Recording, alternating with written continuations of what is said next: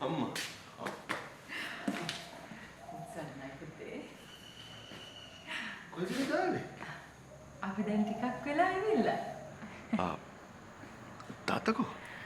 තාත්තා ගියා එයාගේ ඇසෝසියේෂන් එකේ මීටින් එකකට. තව ටිකකින් එයි. අද අම්මලා ඉන්නවනේ? එහෙම හිතාගෙන තමයි ආවේ ඉතින්. තාත්තා වහම කතා කරලා බලමුකෝ. මොකද්ද කතා කරලා බලන්න තියෙන්නේ? ඕගොල්ලෝද ඉන්න. අදත් ඉන්න හෙටත් ඉන්න පුළුවන් නම් අනිද්දාටත් ඉන්න. හරිද? ඇඳුම් අරගෙන ආවේ ඉන්නනේ.